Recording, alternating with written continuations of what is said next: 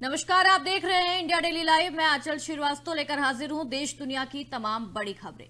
आज लखनऊ में नॉबार्ड द्वारा राज्य ऋण संगोष्ठी और स्टेट फोकस पेपर 2026-27 के विमोचन कार्यक्रम का आयोजन किया गया है। इस कार्यक्रम का उद्घाटन उत्तर प्रदेश के मुख्यमंत्री योगी आदित्यनाथ ने किया है और प्रदेश के आर्थिक विकास का रोड मैप माने जाने वाले स्टेट फोकस पेपर 2026-27 का विमोचन किया है। नॉबार्ड द्वारा जारी इस फोकस पेपर में वित्त वर्ष 2026-27 के लिए उत्तर प्रदेश में 6 लाख करोड़ रुपए से अधिक के ऋण क्षमता का आकलन किया गया है। ये ऋण मुख्य रूप से कृषि, एमएसएमई और बुनियादी ढांचे जैसे प्राथमिकता वाले क्षेत्रों के लिए प्रस्तावित है। भारत तीसरी सबसे बड़ी अर्थव्यवस्था है। आइए सुनते हैं क्या कुछ कहा है सीएम योगी ने। आज भारत दुनिया की तीसरी बड़ी अर्थव्यवस्था के रूप में अपने आप को स्थापित कर रहा है। पहली बार देश के अंदर आजादी के बाद कोऑपरेटिव एक मंत्रालय के रूप में कार्य कर रहा है। एफपीओस को हर एक स्तर पर प्रोत्साहन मिल रहा है। महिला स्वयंसेवी समूह को आपने अभी देखा होगा, इस बार के यूनियन बजट में लखपति दीदी को सी मार्ट के रूप में अब उनके ग्रामीण क्षेत्र में जो भी प्रोडक्ट उनके द्वारा वहां तैयार किया जाता है उसको मार्केट से लिंक करने के लिए सी मार्ट की स्थापना की जाएगी। यह भी आज इस बार के यूनियन बजट में प्रधानमंत्री जी की प्रेरणा से केंद्रीय वित्त मंत्री जी ने घोषित किया है।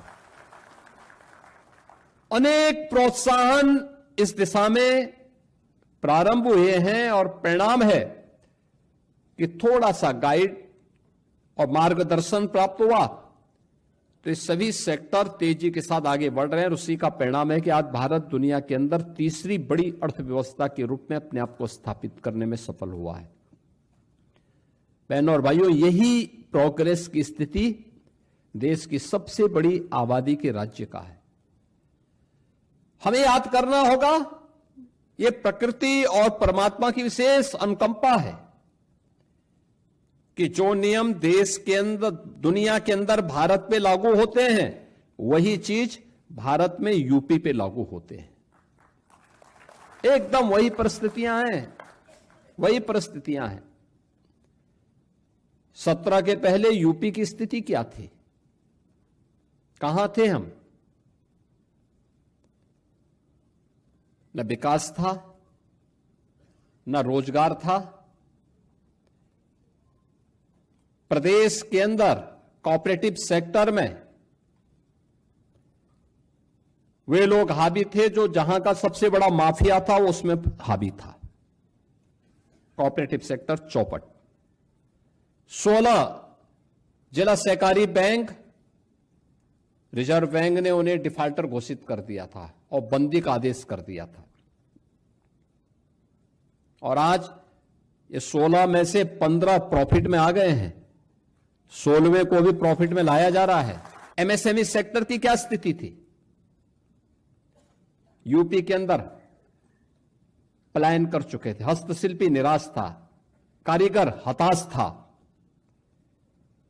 एमएसएमई सेक्टर बंदी के कगार पर था, वीरानी थी। सरकार ने उसको थोड़ा सा प्रोत्साहन दिया। 1 डिस्ट्रिक्ट 1 प्रोडक्ट के रूप में हमने यूपी के अंदर उसको प्रोत्साहित किया।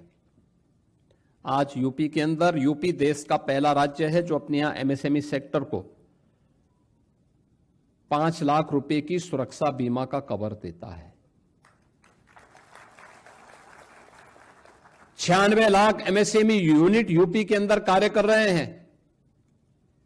3 करोड़ परिवार आजीविका के लिए इसी सेक्टर पर निर्भर कर रहा है, क्योंकि यह तब संभव हो पाया जब सरकार ने उसकी ब्रांडिंग की 1 डिस्ट्रिक्ट 1 प्रोडक्ट के रूप में। उसको टेक्नोलॉजी के साथ जोड़ा, उसकी ब्रांडिंग की, मार्केट से जोड़ा, पैकेजिंग के साथ जोड़ा, डिजाइनिंग के साथ जोड़ा। आज परिणाम है हम सबके सामने। इस एक्सपोर्ट के बाद हमारे वित्त मंत्री भी कर रहे थे, कुल 84,000 करोड़ का यहां से यूपी के अंदर कुल एक्सपोर्ट होता था। आज इसकी संख्या बढ़ करके 1,86,000 करोड़ का हो चुका है। पूरे देश के अंदर ये अपने आप में एक ब्रांड बन चुका है। आदरणीय प्रधानमंत्री जी दुनिया के अंदर जाते हैं तो एमएसएमई से जुड़े हुए, वन डिस्ट्रिक्ट वन प्रोडक्ट से जुड़े हुए किसी प्रोडक्ट को ही दुनिया के राष्ट्राध्यक्षों को गिफ्ट के रूप में देते हैं। बहनों और भाइयों,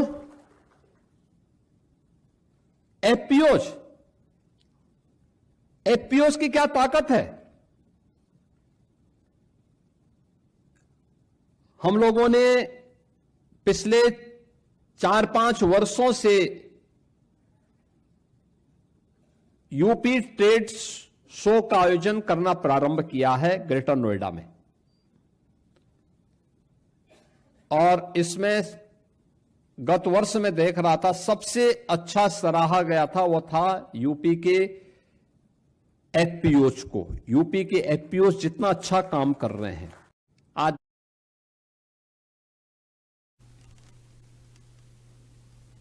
अगली खबर मेघालय से आ रही है। मेघालय के थंगस्को इलाके में स्थित एक अवैध कोयला खदान में संदिग्ध धमाके और खदान धंसने की घटना में अब तक 10 मजदूरों की मौत की पुष्टि हो चुकी है। मरने वालों में कई मजदूर पड़ोसी राज्य असम के बताए जा रहे हैं। जिला पुलिस प्रमुख विकास कुमार के मुताबिक घटना की सूचना मिलते ही पुलिस टीम को मौके पर भेजा गया और हालात का आकलन किया गया है। राहत और बचाव कार्य के लिए एसडीआरएफ की मदद मांगी गई है। प्राथमिक जांच में ये सामने आया है कि यह खदान अवैध रेड हॉल माइनिंग साइट थी, जिस पर नेशनल ग्रीन ट्रिब्यूनल पहले ही प्रतिबंध लगा चुका है। सवाल यह है कि प्रतिबंध के बावजूद ये जानलेवा खनन कैसे जारी है। मेघालय में अवैध खनन से जुड़े हादसों की बढ़ती संख्या अब सिस्टम की जवाबदेही पर गंभीर सवाल खड़े कर रही है।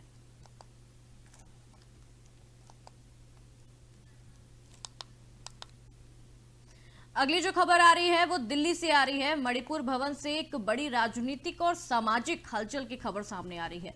नई सरकार के गठन के कुछ ही घंटों के भीतर राजधानी दिल्ली में विरोध की आग भड़क उठी है। मणिपुर की पहली महिला डिप्टी सीएम बनी नेमचा किपगेन की नियुक्ति पर अब विवादों के केंद्र में है, क्योंकि जो संगठन ने इस नियुक्ति को अपने समुदाय के साथ विश्वासघात करार दिया है, उनका आरोप यह है कि सरकार में शामिल होकर नेमचा किपगेन ने अलग प्रशासन की मांग को कमजोर कर दिया है। मणिपुर भवन के बाहर प्रदर्शनकारियों ने नेमचा इस्तीफा दो और हमें न्याय चाहिए जैसे नारे लगाए गए। वहीं JF7 ने 6 फरवरी को कुकी बहुल पहाड़ी इलाकों में 12 घंटों के पूर्ण बंद का उन्होंने आह्वान किया है। करीब 1 साल के राष्ट्रपति शासन के बाद बनी नई सरकार के सामने अब सबसे बड़ी चुनौती विश्वास और संतुलन की है।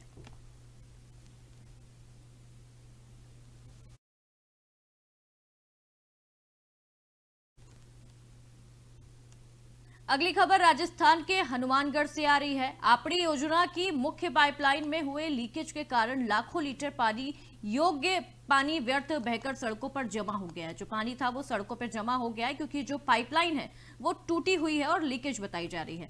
जानकारी के अनुसार धरासर से सरदार शहर जा रही पाइपलाइन में फटने से पानी तेज बहाव के साथ सड़कों पर फैल गया है। घटना का वीडियो अखिल भारतीय किसान सभा के तहसील अध्यक्ष कामरेड केशव पंचारिया ने सोशल मीडिया पर साझा किया है, जिसमें साफ देखा जा सकता है कि जो मीठा पानी मानो किसी नदी की तरह बह रहा हो और आसपास के क्षेत्रों में जलभराव की स्थिति भी बन गई है।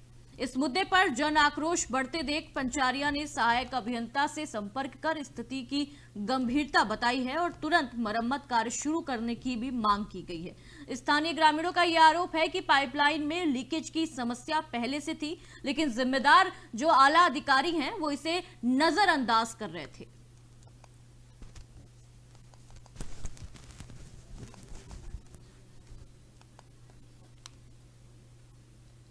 अगली खबर महाराष्ट्र के रायगढ़ से आ रही है। रायगढ़ जिले में जिला परिषद और पंचायत समिति चुनाव की घमासान जारी है। इस बार चुनाव सभी राजनीतिक दलों और नेताओं के सामाजिक और राजनीतिक प्रतिष्ठा का सवाल बन गया है। सुधागढ़ क्षेत्र में सुधागढ़ से हनुमानगढ़ में गांव में खेत में बनी पानी की डिग्गी में डूबने से पिता और उसके 2 बेटों की मौत हो गई है। जानकारी के मुताबिक गुरदीप सिंह अपने 2 बेटों के साथ खेत में फसलों पर स्प्रे कर रहे थे। पानी लेने के लिए डिग्गी के पास उतरे 2 संतुलन बिगड़ने से गुरदीप सिंह पहले डिग्गी में गिर गए। उन्हें बचाने के प्रयास में उनके दोनों बेटों भी डिग्गी पे उतर गए, लेकिन तीनों बाहर नहीं निकल पाए। घंटों बाद ग्रामीणों ने रेस्क्यू किया और साधनों की मदद से डिग्गी से शव बाहर निकाले। सूचना मिलते ही पुलिस और प्रशासनिक अमला मौके पर पहुंचा और शवों को पोस्टमार्टम के लिए भेजा गया है।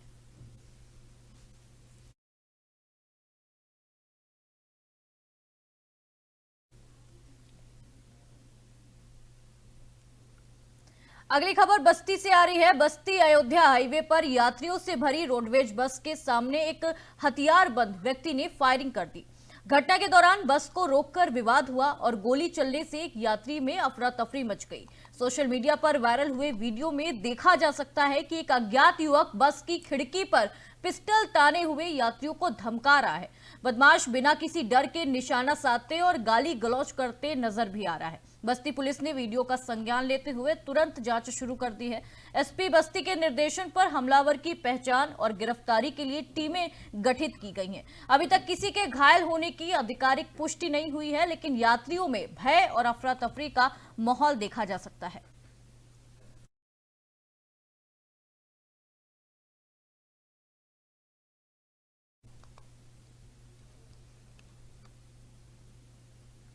अगली जो खबर आ रही है वो बीकानेर से आ रही है। बीकानेर में पर्यावरण प्रेमियों और साधु संतों द्वारा चलाए जा रहे खिजड़ी वृक्ष बचाओ आंदोलन का चौथा दिन लगातार जारी है। जो धरना स्थल है वहां राज्य मंत्री के विश्नोई साधु संतों और पर्यावरण प्रेमियों से वार्ता करने के लिए पहुंचे हैं। धरने में शामिल साधु संत और आमरण अनशन कर रहे लोग अपनी मांग पर अड़े हुए हैं और उनका ये कहना है कि जब तक पेड़ों की कटाई पर सख्त कानून नहीं बनेगा तब तक उनका ये आंदोलन जारी रहेगा। यह आंदोलन पर्यावरण सुरक्षा और खिजड़ी वृक्ष संरक्षण के लिए एक महत्वपूर्ण संदेश बनकर सामने आया है।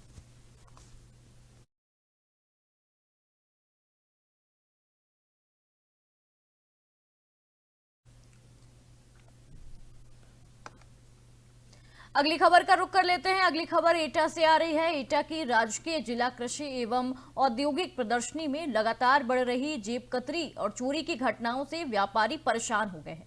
आए दिन हो रही वारदातों के विरोध में आक्रोशित व्यापारी ने अपनी दुकान के शटर गिरा दिए और सुरक्षा व्यवस्था पर सवाल खड़े किए हैं। व्यापारियों का यह आरोप है कि प्रदर्शनी परिसर में पर्याप्त सुरक्षा इंतजाम नहीं है, जिसका फायदा उठाकर जेब कतरे और चोर बेखौफ होकर वारदातों को अंजाम दे रहे हैं। उनका ये कहना है कि ग्राहकों की जेब कटने और दुकान से सामान चोरी होने की घटनाएं लगातार सामने आ रही हैं, लेकिन इसके बावजूद कोई ठोस कार्रवाई नहीं हो रही है। व्यापारियों ने मांग की है कि प्रदर्शनी परिसर में पुलिस बल और निगरानी बढ़ाई जाए ताकि चोरी और जेबकतरी की जो घटना है उस पर लगाम लग सके। व्यापारियों के विरोध प्रदर्शन के बाद प्रशासन पर अब सुरक्षा व्यवस्था मजबूत करने का दबाव पड़ा है।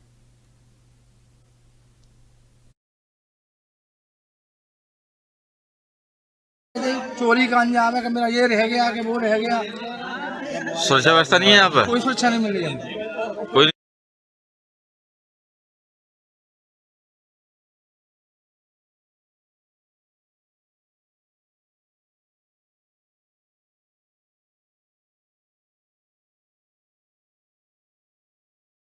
तो अभी आप लोगों ने सारी दुकान बंद कर रखी है, क्यों क्यों रखी है यही चोरी को इल्जाम लगाते हैं हमारे ना। कौन लोग हैं ये? पता नहीं कौन लोग हैं, एक ग्राहक के रूप में आते हैं। हाँ।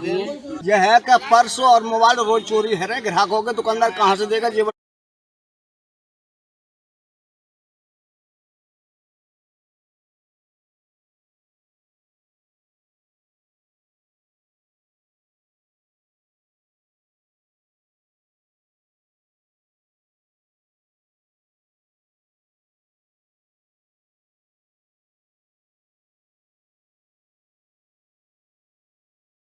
करते हैं आप लोगों ने दुकान बंद कर रखी है? हम इसका संशोधन करना चाहते हैं। संशोधन हो जाए। खुद मारते हैं पकड़ के दुकानदारों को। पुलिस वाले खुद परेशान करता है। 10 रुपये हमारे 20 रुपये। अच्छा, तो अभी आप लोगों ने सारी दुकान बंद कर रखी है, क्यों क्यों रखी है यही चोरी को इल्जाम लगाते हैं हमारे ना। कौन लोग हैं ये?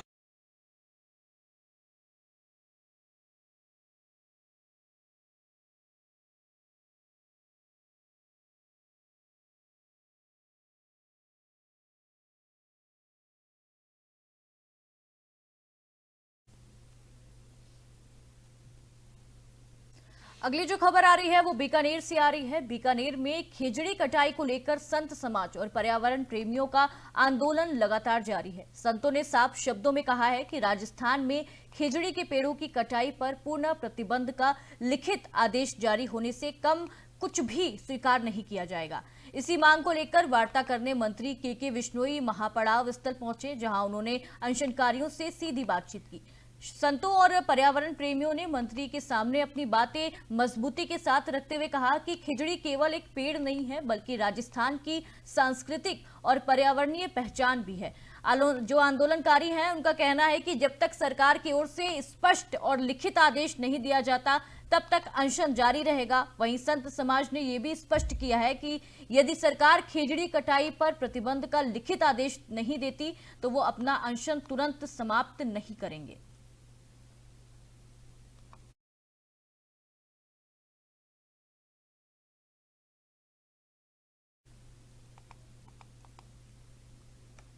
अगली खबर बिजनौर के थाना मंडावली क्षेत्र से आ रही है और एक सनसनीखेज मामला इसमें सामने आ रहा है, जहां खनन माफियाओं द्वारा थाना प्रभारी के साथ गाली गलौज और अभद्र भाषा का प्रयोग करने का एक ऑडियो सोशल मीडिया पर वायरल हो रहा है। वायरल वीडियो से युवक खुलेआम कानून और पुलिस वर्दी की मर्यादा को ठेंगा दिखाता हुआ नजर आ रहा है। आरोप यह है कि खनन माफियाओं ने थाना प्रभारी के लिए जाति सूचक शब्दों का इस्तेमाल किया है, जिससे पुलिस प्रशासन की साख पर गंभीर सवाल खड़े हो गए हैं। वीडियो में दिख रहा है और देखा जा सकता है कि युवक ये भी कहता सुनाई दे रहा है कि उसने कुछ दिन पहले मंडावली थाना अध्यक्ष की शिकायत बिजनौर कप्तान से की थी और सोशल मीडिया पर ट्वीट का दबाव बनाने की कोशिश की गई है। घटना के बाद क्षेत्रवासियों में रोष है और उन्होंने वीडियो में जो दिखता है उसमें पहचान, उनकी मंशा और पूरे मामले की निष्पक्ष जांच की भी मांग की है। फिलहाल पुलिस प्रशासन मामले की पूरी गंभीरता के साथ जांच में जुटा हुआ है, जांच कर रहा है और हर एंगल से जांच कर रहा है।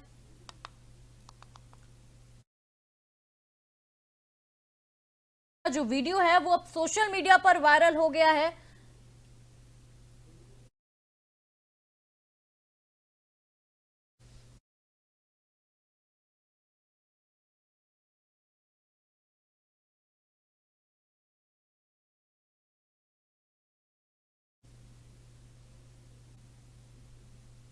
अगली खबर हरदोई से आ रही है। राजकीय मेडिकल कॉलेज की स्वास्थ्य से जो व्यवस्था है, एक बार फिर से उसमें गंभीर सवाल खड़े हो गए हैं। शहर कोतवाली क्षेत्र के रेलवेगंज निवासी पुलकित शर्मा ने यह आरोप लगाया है कि उनकी पत्नी को प्रसव पीड़ा होने के बावजूद समय पर डॉक्टर उपलब्ध नहीं हो सका। पीड़ित के अनुसार वो सुबह करीब 8:45 पर अपनी पत्नी को राजकीय महिला अस्पताल लेकर पहुंचा, जहां महिला की हालत गंभीर थी। अस्पताल स्टाफ ने प्राथमिक देखरेख तो शुरू की, लेकिन संबंधित डॉक्टर मधुलिका शुक्ला अस्पताल में मौजूद नहीं थी। कई बार फोन करने के बावजूद सुबह 10 बजे तक डॉक्टर नहीं पहुंची, जबकि जूनियर डॉक्टर ने भी फोन पर आने से मना करने की बात कही। और परिजनों का ये आरोप है कि अस्पताल कर्मचारियों का जो व्यवहार था वो भी संवेदनशील नहीं था। डॉक्टरों का निर्धारित समय सुबह 9 बजे होने के बावजूद 10:15 तक कोई वरिष्ठ डॉक्टर वहां पे उपलब्ध ही नहीं था। परेशान होकर परिवार महिला को जो आसपास के अस्पताल हैं वहां लेके गए।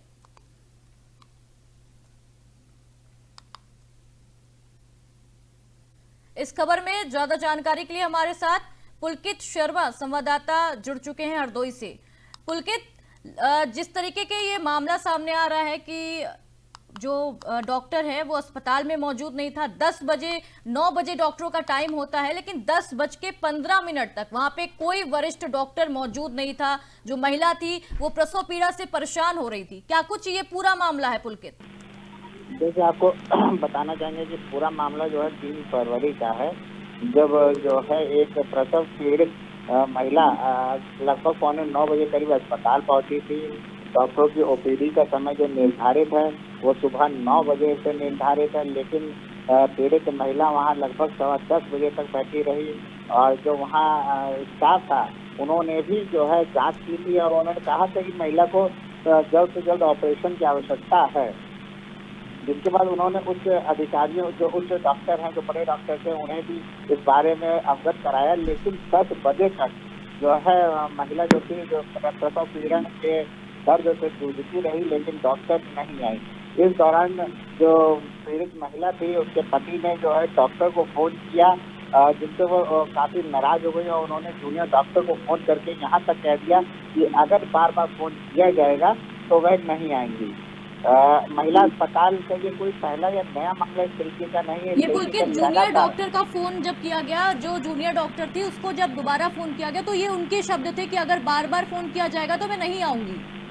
बिल्कुल, ये जो है जो एचओडी हैं और जो ऑपरेशन करती हैं डॉक्टर, और काफी वरिष्ठ डॉक्टर कही जाती हैं महिला अस्पताल की, उनके ये शब्द थे कि अगर बार बार फोन किया जाएगा तो वो नहीं आएंगी। ऐसे में कहीं ना कहीं जो है गर्भवती जो महिला थी, जो पीड़ित महिला थी, उसके पति और वहाँ जो उसके और परिजन मौजूद थे, उसके जो तीमारदार और मौजूद थे, वो इस बात से काफी आहत हुए, जिसके बाद वो उनको प्राइवेट अस्पताल लेके चले गए। ये इस तरीके का कोई मेडिकल कॉलेज में पहला ही नया मामला नहीं है जी। दरअसल वहाँ पे जो है 11:30 बजे के बाद जो है ओपीडी शुरू होती है, और कई विभाग कहते हैं जहाँ 2 बजे से पहले ही ओपीडी समाप्त भी हो जाती है। ये सब जो है मेडिकल कॉलेज के जो प्राचार्य हैं जीवन विष्णु गोगोई, उनकी नाक के नीचे ये सब होता रहता है। केवल स्पष्टीकरण का खेल चलता है। केवल स्पष्टीकरण, जब कोई मामला प्रकाशित होता है या हाईलाइट होता है तो केवल स्पष्टीकरण के नाम पर जो है मरहम लगाने का काम स्वास्थ्य विभाग द्वारा किया जाता है। और आपको मैं एक बात और बता दूं, ये हाल हरदोई जनपद का तब है जब उत्तर प्रदेश के स्वास्थ्य मंत्री ब्रजेश पाठक का गृह जनपद भी है। यहाँ इस तरीके का हाल है।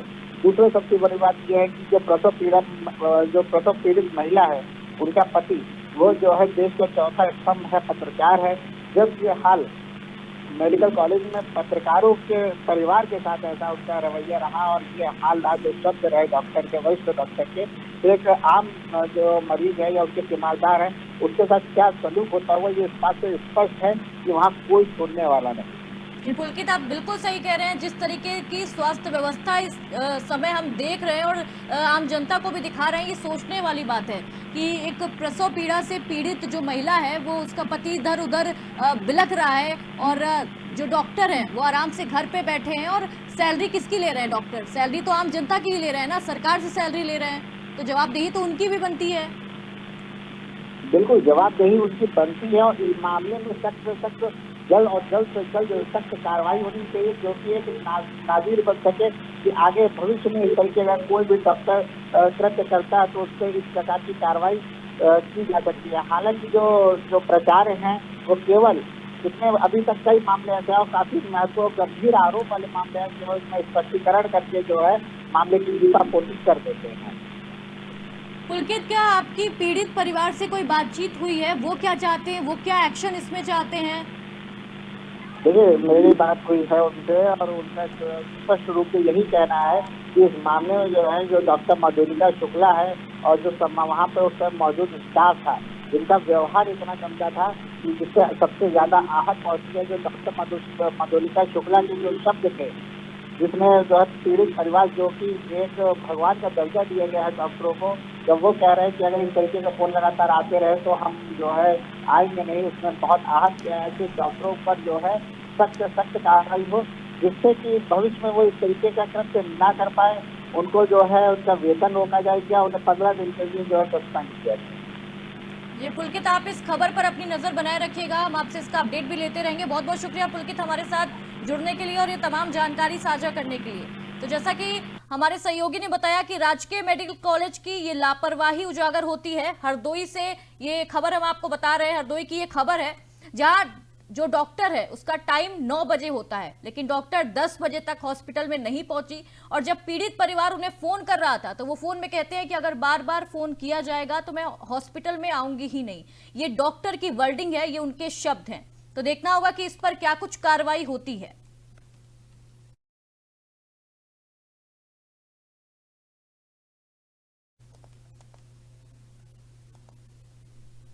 अगली खबर का रुख कर लेते हैं। जो अगली खबर है वो संभल से आ रही है। जनपद के चंदौसी नगर में जीएसटी विभाग की छापेमारी के बाद व्यापारियों में भारी आक्रोश देखने को मिला है। छापेमारी से नाराज सराफा व्यापारियों ने अपना बाजार बंद कर सड़क पर बैठकर जोरदार विरोध प्रदर्शन किया है। इस दौरान व्यापारियों ने शंख बजाकर जीएसटी विभाग के खिलाफ शंखनाद किया है और हाय हाय के नारे लगाए हैं। व्यापारियों का ये कहना है कि यदि जीएसटी विभाग को छापेमारी करनी है तो पहले इसकी सूचना दी जानी चाहिए ताकि व्यापारी अपने सभी दस्तावेज दिखा सकें। उनका आरोप है कि अचानक घरों में प्रवेश करने से महिलाओं और बुजुर्गों को मानसिक परेशानी होती है और यदि इस दौरान किसी के साथ कोई अनहोनी होती है तो इसकी जिम्मेदारी कौन लेगा। प्रदर्शन की सूचना पर चंदौसी विधायक एवं उत्तर प्रदेश सरकार में माध्यमिक शिक्षा राज्य मंत्री गुलाब देवी की बेटी और ब्लॉक प्रमुख डॉक्टर सुगंध सिंह मौके पर पहुंची। उन्होंने व्यापारियों की समस्या सुनी और अधिकारियों से सीधी बातचीत कर जीएसटी विभाग और व्यापारियों के बीच बैठक कर समाधान का आश्वासन दिया है। पहली बात तो हम छापेमारी के खिलाफ बिल्कुल भी नहीं है, लेकिन जीएसटी विभाग का तरीका है उसके खिलाफ है।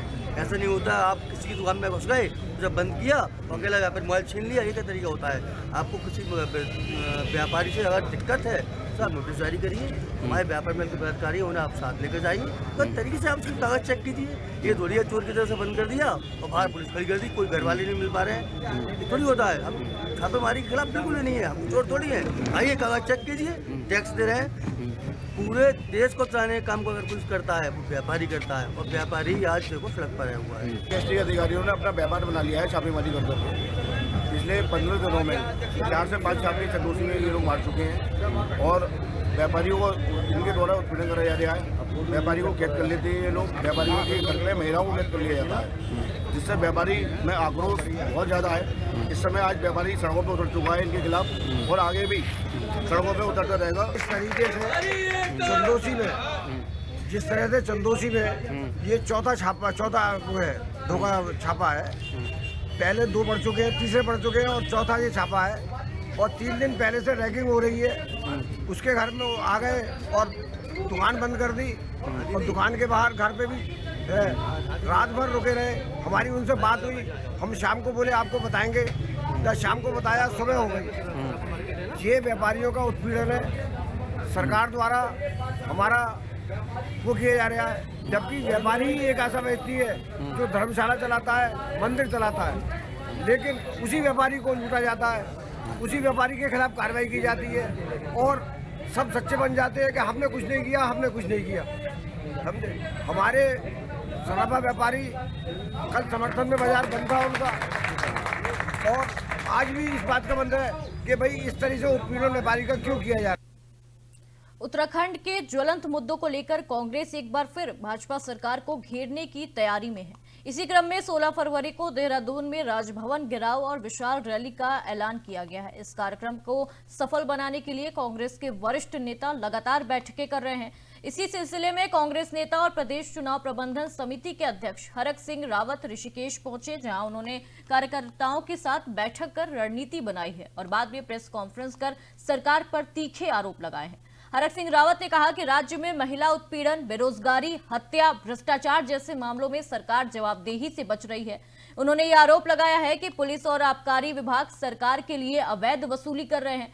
ऋषिकेश के बापूग्राम क्षेत्र में हजारों लोगों को उजाड़ने की तैयारी का भी मुद्दा उन्होंने उठाया है। कोटद्वार के दीपक वाले मामले पर उन्होंने भाजपा पर अराजकता फैलाने का आरोप लगाया है। वहीं पूर्व कैबिनेट मंत्री सुरवीर सिंह साजवान ने कहा कि राहुल गांधी का पुतला जलाने से भाजपा की गलतियां नहीं छुपेंगी और जनता अब सब देख रही है। समय भाजपा की सरकार कानून व्यवस्था के नाम पर पूरी तरह फेल हो गई है। चाहे महिला का उत्पीड़न हो, चोरियां हो, डकैतियां हो, लूट हो, और आज उत्तराखंड जो देवों की देवभूमि थी आज वह सुरक्षित हो गई है। आज लोगों को उत्तराखंड आने में डर लगने लगा है और यह उत्तराखंड के लिए शुभ संकेत नहीं है। भाजपा जो अपने आप को सनातनी पार्टी कहती थी, आज उनका सनातन धाराशायी हो गया और आज जिस तरह पूरा प्रदेश में एक माहौल बन गया है, लोग अपने आप को असुरक्षित महसूस कर रहे हैं। बहु बेटियां घर से बाहर निकलने में अपने आप को असुरक्षित महसूस कर रही हैं। देखिए, भाजपा हमेशा छद्म की राजनीति करती है और उनका छद्म सुबह कुछ, दिन में कुछ और शाम को कुछ और होता है। और जनता ये भली भांति समझ चुकी है कि अब उनके छद्म को आगे नहीं चलने दिया जाएगा। इस देश की जनता बहुत गंभीर है और देर में पता लगा, पर अब पर्दा उठ गया है और निश्चित रूप से भाजपा को आगे जो भविष्य है वो अवसान की ओर है और उनको अब उनका अवसान शुरू हो गया है। इस समय भाजपा की सरकार कानून व्यवस्था के नाम पर पूरी तरह फेल हो गई है। चंदौली जिले में एक बार फिर तेज रफ्तार का कहर देखने को मिला है। चकिया कोतवाली क्षेत्र के हेतीमपुर के पास अनियंत्रित तेज रफ्तार डंपर ने एक मजदूर को पीछे से जोरदार टक्कर मार दी है। टक्कर इतनी भीषण थी कि मजदूर की मौके पर ही दर्दनाक मौत हो गई। घटना के बाद डंपर चालक वाहन सहित मौके से फरार हो गया। हादसे की सूचना मिलते ही मृतक के परिजनों में कोहराम मच गया। मृतक की पहचान सियाराम महादेवपुर गांव निवासी के रूप में बताई जा रही है। सूचना पर पहुंची पुलिस ने शव को कब्जे में लेकर पोस्टमार्टम के लिए भेज दिया है। वहीं पुलिस फरार डंपर चालक की तलाश में जुटी हुई है।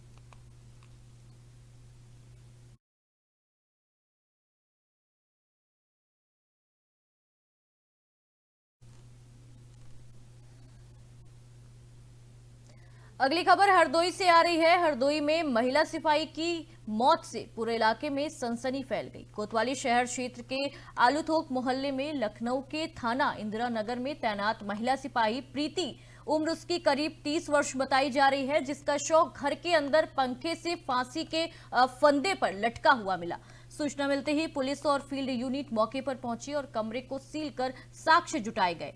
मृतका 2021 बैच की आरक्षी थी और वर्तमान में लखनऊ में तैनात थी। पुलिस ने शव को कब्जे में लेकर पंचायतनामा की कार्रवाई के बाद पोस्टमार्टम के लिए भेज दिया है। और बताया ये जा रहा है कि प्रीति ने करीब 12 वर्ष पहले प्रेम विवाह किया था और उसकी पारिवारिक नाराजगी के चलते पति के साथ वो अपने हरदोई में रहती थी। चौंकाने वाली बात इसमें यह है कि प्रीति ने महज 3 महीने पहले ही एक बेटी को जन्म दिया था। मौके से कोई सुसाइड नोट नहीं मिला है। पुलिस का कहना है कि पोस्टमार्टम रिपोर्ट के आधार पर आगे की पूरी कार्रवाई की जा रही है। आज दिनांक 4 फरवरी 2026 को थाना कोतवाली शहर पर सूचना प्राप्त हुई कि एक महिला जिनका नाम प्रीति, पत्नी सौरभ श्रीवास्तव, उम्र लगभग 30 वर्ष और हाल पता आलूथोक थाना कोतवाली शहर, इनके द्वारा अपने कमरे में पंखे से फांसी लगाकर आत्महत्या कर ली गई। इस सूचना पर स्थानीय पुलिस फील्ड यूनिट तत्काल मौके पर पहुंची, जांच की गई तो उक्त महिला के बारे में जानकारी हुई कि ये पुलिस विभाग में आरक्षी के पद पर थाना इंदिरा नगर जनपद लखनऊ में कार्यरत थी और इस समय अवकाश पे चल रही थी। पुलिस द्वारा शव को कब्जे में लेकर नियमानुसार पंचायतनामा पोस्टमार्टम की कार्रवाई कराई गई है और इस प्रकरण में पुलिस द्वारा जांच भी की जा रही है, आत्महत्या के कारणों की भी, और जांचों पर जो भी तथ्य प्रकाश में आएंगे अग्रिम वैधानिक कार्रवाई अमल में लाई जाएगी। आज दिनांक 4 फरवरी 2026 को थाना कोतवाली शहर पर सूचना प्राप्त हुई कि एक महिला जिनका नाम प्रीति, पत्नी सौरभ श्रीवास्तव, उम्र लगभग 30 वर्ष और हाल पता आलूथोक थाना कोतवाली शहर। अगली खबर बरेली से आ रही है। बरेली में ऑल इंडिया मुस्लिम जमानत के राष्ट्रीय अध्यक्ष मौलाना शहाबुद्दीन रजवी बरेलवी ने मुख्यमंत्री योगी आदित्यनाथ को देश के सर्वश्रेष्ठ मुख्यमंत्री में एक बताया है, सारे मुख्यमंत्रियों में सबसे श्रेष्ठ बताया है।